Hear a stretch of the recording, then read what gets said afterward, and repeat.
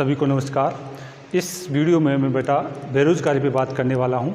देखिए, हमारे देश की सबसे बड़ी जो शक्ति है, क्षमता है, विश्व के अंदर जो सबसे बड़ी शक्ति और क्षमता हम बात कर रहे हैं, युवा शक्ति। हमारे देश में सबसे ज़्यादा नौजवान है जो देश के विकास में बहुत ज़्यादा यूजफुल हो सकते हैं, काम आ सकते हैं, लेकिन उनकी एनर्जी को इन्वेस्ट किया जा रहा है बेटा। ठीक है, हमारे शिक्षा नीति, हमारी जो शिक्षा पैटर्न है वो हमारे युवाओं की जो शक्ति है, युवाओं का जो जोश है, उसको ख़त्म करने के बाद में उनको यूज़ लेने का काम करता है। देखिए, एक युवा होता है, एक बच्चा होता है, उसके 18 साल बाद में अगर उसको सही दिशा में, सही जगह पर उसको नौकरी मिल जाती है तो उसमें जोश होता है, वो सही तरीके से अपनी ऊर्जा का काम ले सकता है। लेकिन बेटा होता क्या है, हमारे यहाँ पे सिस्टम चला रखा है। हमारे जो है एसएससी, रेलवे, बैंक, इनमें नौकरी के लिए बच्चा 18 साल के बाद में हमारा जो है एक रूम के अंदर पैक हो जाता है। उसमें तैयारी करने के लिए अपनी किताबों के पीछे पड़ा रहता है। रोटी खाना वो खुद बनाता है। घर वालों से अगर बात करें, किसी भी तरीके से उसके घर वाले उसको पैसे देते हैं, वो उनको आपके जो है पढ़ाई में लगाता रहता है। घर वाले विपरीत परिस्थितियों में रहते हुए भी उसको क्या करते हैं बेटा, सुविधा देते हैं कि जाओ आप पढ़ाई करो,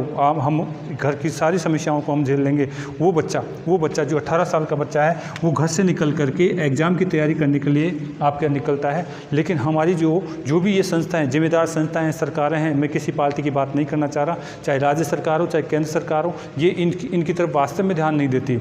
कोई भी जो भी बच्चा 18 साल का है वो एग्ज़ाम भरने लायक हो जाता है और वो एग्ज़ाम भरना स्टार्ट करता है। 18 साल की उम्र में बच्चा एग्ज़ाम का कोई भी फार्म भरता है तो बेटा उसको फार्म भरने के बाद अगर कोई वैकेंसी निकलती है तो वैकेंसी अभी जो औसतन है 3 वर्ष लग जाते हैं। कई बार जो है आपकी जो है इससे ज़्यादा भी वर्ष लग रहे हैं। 3 साल तक उस वैकेंसी को कंप्लीट होने में लग जाते हैं। अगर ये बच्चा जो 18 साल का है और इसमें उस समय जोश होता है, एनर्जी होता है, देश के लिए बहुत अच्छा काम कर सकता है, किसी भी डिपार्टमेंट में आप दोगे पूरी ऊर्जा के साथ काम कर सकता है। लेकिन अगर ये 18 साल का बच्चा है तो 3 साल तक अगर ये किसी भी एग्ज़ाम का फार्म भरता है तो फार्म भरने के बाद में 2 से 3 साल तक उस एग्ज़ाम में फंसा रहता है और वायदे में उसने केवल उसी एग्ज़ाम के पीछे पड़ा हुआ है। मान लीजिए एसएससी के पीछे पड़ा हुआ है तो 2-3 साल तक या 4 साल भी लग जाते हैं कई बार पोस्टिंग में, तो 3 साल तक की मैं बात कर रहा हूँ। तो यानी 3 साल तक उसको पोस्टिंग नहीं मिलती, लास्ट में जा कर के भी उसका रिजल्ट नेगेटिव रहता है। तो इस प्रकार से वो फिर कोई दूसरा एग्ज़ाम देगा और उस प्रक्रिया में भी फिर से 2 से 3 साल तक लग जाएंगे। यानी 18 से लेकर के हम बात कर रहे हैं यानी 6 वर्ष तक बच्चा अपनी जो है पूरी जो युवा अवस्था है उसको एक कमरे में बंद करके पढ़ाई करता है। ये जो बात करें सरकारें वगैरह होती क्या है बेटा, ये युवाओं को सही दिशा में यूज़ ले ही नहीं रही है। इनकी ऊर्जा को जानबूझ करके एक वैकेंसी का जो है हवा लगा देती है कि साहब वैकेंसी निकलने वाली है, आप कमरे में बैठ करके पढ़ाई करिए। क्योंकि युवा शक्ति एक ही ऐसी शक्ति है जो दुनिया चेंज कर सकती है, सरकार चेंज कर सकती है। इसलिए जानबूझ करके ये बच्चों को एग्ज़ाम के डर से ये क्या है, एक कमरे में बंद करके इनको जो है मिस यूज़ करिए बेटा। मैं चाहता हूँ इनको समय पे एग्ज़ाम कराई जाए ताकि बच्चा एक बार नहीं, 2 बार नहीं, 3 बार यानी प्रत्येक वर्ष में अगर एग्ज़ाम कराई जाए तो बच्चा पहली बार में असफल रहता है तो अगली बार प्रयास करेगा, अगली बार असफल रहता है तो फिर अगली बार अभ्यास करेगा। यानी प्रत्येक साल एग्ज़ाम अगर होते हैं तो बच्चे में उसकी अपनी क्वालिटी का पता चल जाएगा कि मैं आगे क्लियर कर सकता हूँ या नहीं कर सकता हूँ। अगर क्लियर कर सकता है तो बच्चा रुका रहेगा, 3 साल तक अगर एग्ज़ाम देगा, 3 एक बार एग्ज़ाम देगा, चाहे एसएससी का, बैंक का, रेलवे का, अगर प्रत्येक वर्ष एग्ज़ाम निकलती है तो बच्चा 3 साल तक मान लीजिए रेगुलर तैयारी करके ईमानदारी के साथ जो एग्ज़ाम देगा। अगर उसका नहीं होता है तो बच्चा कहीं भी प्राइवेट बिजनेस में कहीं पे भी अपना जो एडजस्टमेंट कर लेगा।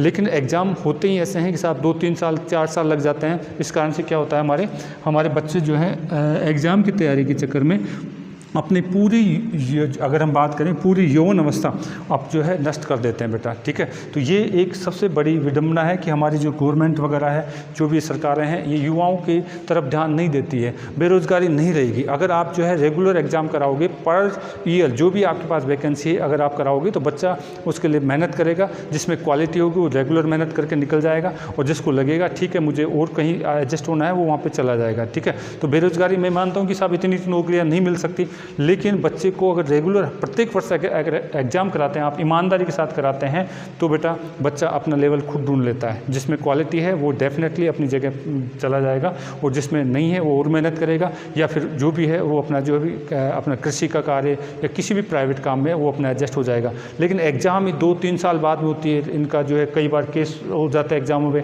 तो बच्चे का जो 5-10 साल वैसे बेकार हो जाता है। ये सबसे ख़राब स्थिति है। बच्चा 3 साल में अपना डिसाइड कर सकता है कि मुझे एग्ज़ाम में को फाइट करना है या मुझे कोई बिजनेस करना है। लेकिन एग्ज़ाम में इतना गैप होता है, इतनी धांधली होती है, इस एग्ज़ाम में इतनी बेईमानी होती है, जिसके कारण से क्या है बच्चा होपलेस होकर के कोशिश करता है कि इस बार नहीं तो अगली बार, इस प्रकार से 5-10 साल बेकार हो जाते हैं, जो कि ये बहुत ही विडंबना है हमारे देश की कि युवा शक्ति की जो ऊर्जा है उसको नष्ट किया जा रहा है। ठीक है, तो मैं यही कहना चाहूँगा कि युवा शक्ति को बचा के रखें, युवा शक्ति को सही कार्य दीजिए, समय पे एग्ज़ाम कराइए, ईमानदारी के साथ एग्ज़ाम कराइए, ताकि बच्चे, मैं यही कहना चाहूँगा, सही जगह पे पहुँच सकें। ईमानदारी के साथ अगर एग्ज़ाम होता है तो बेटा एक जो बच्चा है उस आपका मेहनत करता है उसको सही परिणाम मिलेगा। भाई समाचार जगत जो है कभी भी आपकी बात करें तो युवाओं की बेरोज़गारी का जो है मैंने देखा है इसके जो मैटर को नहीं उठा रहा है। और यहाँ से हम बात करें तो ऐसे केस उठाता है जैसे सुशांत की जो हत्या केस है, अरे भाई उसका जो केस है उसको CBI वगैरह देख रही है, आप क्यों उसके पीछे पड़े हो। अभी देश की समस्या है कि साहब देखिए हमारे पास युवाओं को बेरोज़गार घूम रहे हैं, उनके नौकरी समय पर नहीं मिल पा रही है। एग्ज़ाम सही कर दीजिए, मैं तो ये चाहता हूँ एग्ज़ाम रेगुलर हो, प्रत्येक वर्ष हो, और आपका क्या है समय पर हो, ईमानदारी के साथ हो। ये चीज़ अगर आप कर देते हैं तो बच्चा अपना जो लेवल खुद ढूंढ लेता है, मैं ये मान के चलता हूँ बेटा। तो मैं यही कह के आपको कहना चाहूँगा कि आप एग्ज़ाम को रेगुलर करवाइए, समय पे करवाइए। अभी भी जैसे मान लीजिए कि साहब अभी कुछ समय से टीचरों ने मिलकर छात्रों ने मिलकर के इसके खिलाफ आंदोलन स्टार्ट किया है, तो उसका रिज़ल्ट ये निकला है कि आपकी जो SSC वगैरह जो है, रेलवे वगैरह एग्ज़ाम्स की डेट अनाउंसमेंट कर दी है। ठीक है, इससे पहले कहते थे कि साहब हमारे पास क्या संसाधन नहीं है इतने बच्चों का एग्ज़ाम कराने।